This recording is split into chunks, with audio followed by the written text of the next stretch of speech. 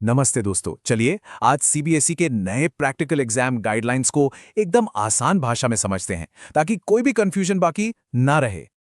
तो सबसे बड़ा सवाल जो क्लास 10 और 12 के हर स्टूडेंट के मन में है वो यही है कि भाई सीबीएसई प्रैक्टिकल एग्जाम के ये नए नियम आखिर हैं क्या। चलिए इसी को समझते हैं। तो देखिए, ये सारी जानकारी सीबीएसई के एक 27 पेज के ऑफिशियल डॉक्यूमेंट से आई है, लेकिन घबराने की कोई बात नहीं है। हमने आपके लिए सारी जरूरी बातें इसमें से निकाल ली हैं।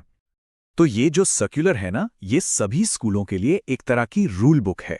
इसमें 2026 के बोर्ड एग्जाम्स के लिए प्रैक्टिकल्स कैसे होंगे उसके सारे नियम और गाइडलाइंस दिए गए हैं। हमने इसे बिल्कुल आसान बना दिया है ताकि हर जरूरी बात सब तक पहुंच सके। चलिए अब आते हैं सबसे जरूरी चीज पर, तारीखें। ये वो डेडलाइंस हैं जिन्हें बिल्कुल भी नहीं भूलना है, क्योंकि ये बहुत ही ज्यादा जरूरी है। यहाँ एक बहुत जरूरी बात पे ध्यान देना होगा। देखिए, स्कूलों के लिए दो अलग अलग टाइमलाइन हैं। जो रेगुलर स्कूल हैं उनके लिए प्रैक्टिकल एग्जाम 1 जनवरी से 14 फरवरी के बीच खत्म हो जाने चाहिए। लेकिन जो विंटर बाउंड स्कूल हैं, मतलब वो स्कूल जो सर्दियों में बंद हो जाते हैं, उनके लिए ये तारीखें 6 नवंबर से 6 दिसंबर तक हैं। तो ये जानना बहुत जरूरी है कि स्कूल किस कैटेगरी में आता है। और हाँ, 14 फरवरी इस तारीख को तो कैलेंडर में मार्क कर ही लीजिए। ये वो आखिरी दिन है जब स्कूलों को हर हाल में मार्क्स पोर्टल पर अपलोड करने हैं। इसमें किसी भी तरह की कोई ढील नहीं दी जाएगी। ठीक है, अब बात करते हैं मार्किंग की कुछ खास नियमों की। ये वो नियम हैं जो एग्जाम के दौरान स्टूडेंट्स और टीचर्स दोनों पर सीधे सीधे लागू होंगे। ये नियम बहुत ही ज्यादा सख्त है। एक बार टीचर ने मार्क्स ऑनलाइन अपलोड कर दिए तो बस वो फाइनल हैं। उन्हें बदला या ठीक नहीं किया जा सकता। मतलब जरा सी भी गलती की कोई गुंजाइश नहीं है। इसलिए टीचर्स को बहुत ध्यान से मार्क्स एंटर करने होंगे। यहाँ बोर्ड का रुख बिल्कुल साफ है, चीटिंग पर जीरो टॉलरेंस। अगर कोई भी स्टूडेंट नकल करते हुए या एग्जामिनर को किसी भी तरह से प्रभावित करने की कोशिश करते हुए पकड़ा गया तो उसके खिलाफ बहुत सख्त कार्रवाई होगी।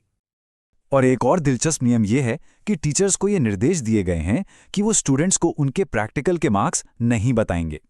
ये मार्क्स सीधे बोर्ड को भेजे जाएंगे और फाइनल रिजल्ट के साथ ही पता चलेंगे।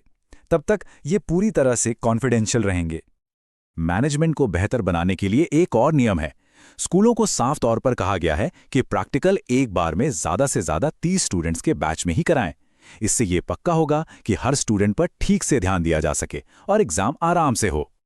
चलिए अब एक बहुत बड़े कंफ्यूजन को दूर करते हैं। क्लास 10 और क्लास 12 के प्रैक्टिकल्स में एक बहुत बड़ा फर्क है। आइए देखते हैं वो क्या है। तो बात सीधी सी है। क्लास 12 के लिए सीबीएसई एक बाहरी एग्जामिनर भेजेगा। ये टीचर किसी और स्कूल के होंगे। लेकिन क्लास 10 के लिए ऐसा नहीं है। वहां स्कूल के अपने ही टीचर्स एग्जाम लेंगे। तो ये एक बहुत बड़ा अंतर है। अब एक जरूरी सवाल, अगर कोई किसी सही वजह से, जैसे कि बीमार होने की वजह से प्रैक्टिकल एग्जाम नहीं दे पाता है तो क्या होगा? खैर, अच्छी खबर यह है कि इसके लिए भी एक पूरा प्रोसीजर बनाया गया है। तो प्रोसेस कुछ ऐसा है, अगर कोई स्टूडेंट एग्जाम नहीं दे पाता है तो उसे एब्सेंट मार्क किया जाएगा। फिर स्कूल उसे एग्जाम देने का एक दूसरा मौका देगा। लेकिन ये बात गांठ बांध लेनी है कि ये दूसरा मौका ही आखिरी मौका होगा। अगर ये भी मिस हो गया तो फिर प्रैक्टिकल में 0 मार्क्स मिलेंगे, कोई और मौका नहीं दिया जाएगा।